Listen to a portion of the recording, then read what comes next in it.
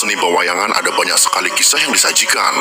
Para penikmat seni pertunjukan wayang pasti tidak asing dengan kisah-kisah yang diambil dari karya sastra kuno, mulai dari Ramayana sampai Mahabharata. Bukan hanya itu, setiap pagelaran wayang pasti juga ada pesan yang hendak disampaikan oleh seorang dalang. Begitu juga dengan 4 tokoh pewayangan yang dikemas menjadi punakawan. Istilah punakawan berasal dari kata pana yang artinya paham dan kawan yang artinya teman. Jika mencari tokoh punakawan di naskah Mahabharata dan Ramayana, jangan heran jika tokoh punakawan tidak ada di sana. Punakawan merupakan tokoh pewayangan yang diciptakan oleh seorang pujangga Jawa.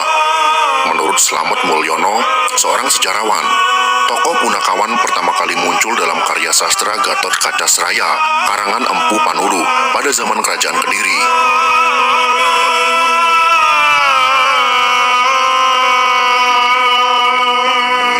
Hal yang paling khas dari keberadaan punakawan adalah sebagai kelompok penebar humor di tengah-tengah jalinan cerita. Tingkah laku dan ucapan mereka hampir selalu mengundang tawa penonton. Selain sebagai penghibur dan penasehat, ada kalanya mereka juga bertindak sebagai penolong majikan mereka dikala menderita kesulitan. Misalnya, sewaktu Bimasena kewalahan menghadapi Sangkuni dalam perang Baratayuda, Semar muncul memberitahu titik kelemahan Sangkuni.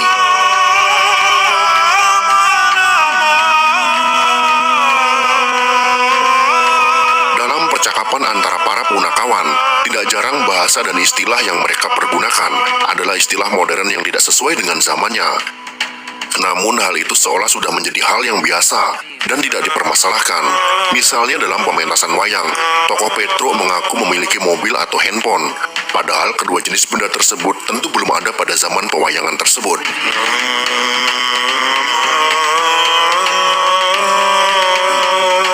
Tokoh punakawan terdiri dari Semar dan ketiga anaknya, yaitu Gareng, Petro, dan Bagong. Para punakawan ditampilkan sebagai kelompok penceria dengan humor-humor khasnya untuk mencairkan suasana. Selain itu, punakawan juga memiliki karakter masing-masing yang tentunya patut untuk diselami lebih dalam. Seperti apakah makna filosofi yang terkandung dalam karakter masing-masing punakawan tersebut? Mari kita bahas dalam video berikut ini.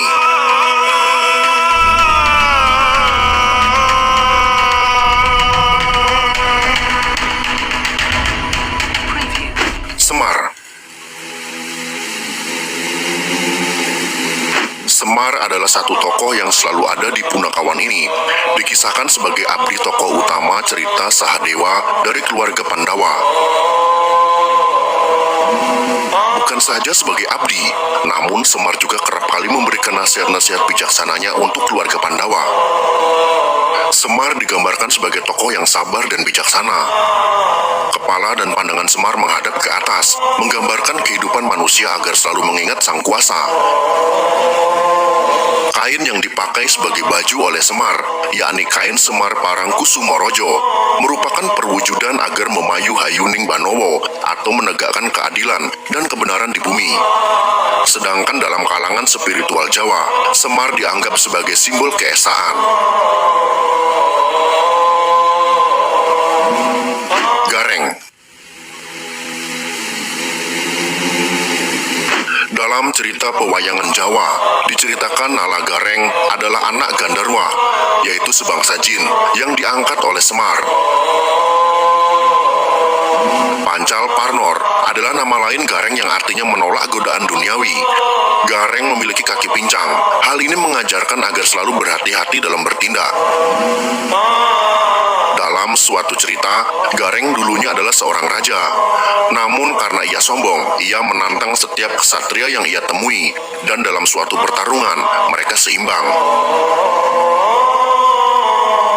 Tidak ada yang menang maupun kalah.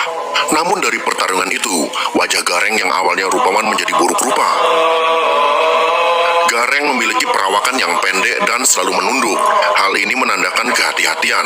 Meskipun sudah makmur, tetapi harus tetap waspada. Matanya juling, yang menandakan ia tidak mau melihat hal-hal yang mengundang kejahatan. sedangkan tangannya melengkung. Hal ini menggambarkan untuk tidak merampas hak orang lain.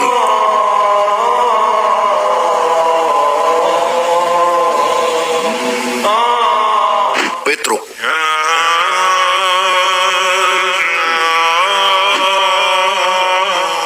Petruk digambarkan sebagai sosok yang gemar bercanda, baik melalui ucapan ataupun tingkah laku. Ia adalah anak kedua yang diangkat oleh Semar.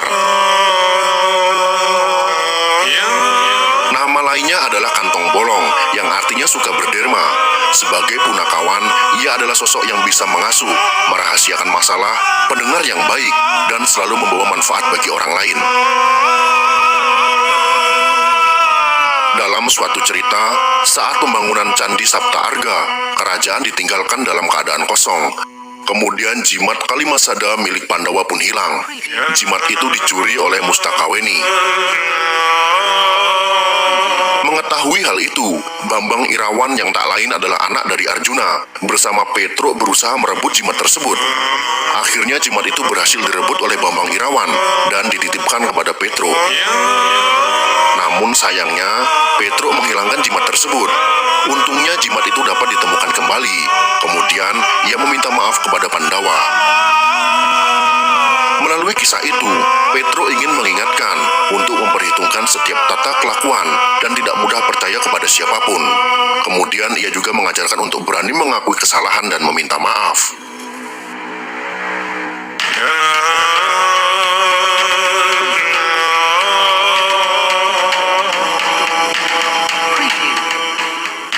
Bagong.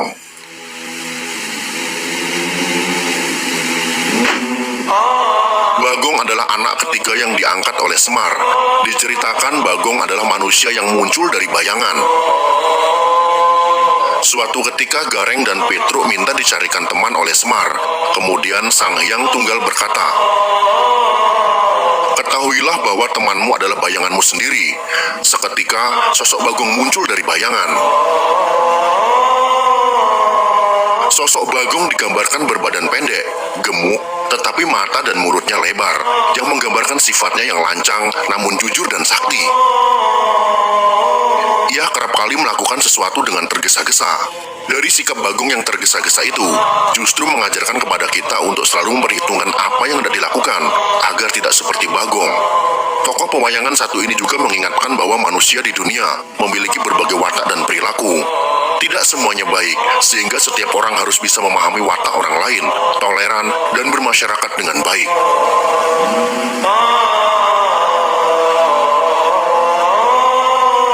Itulah sekelumit penjelasan tentang makna filosofis tokoh pewayangan Jawa, yaitu Punakawan.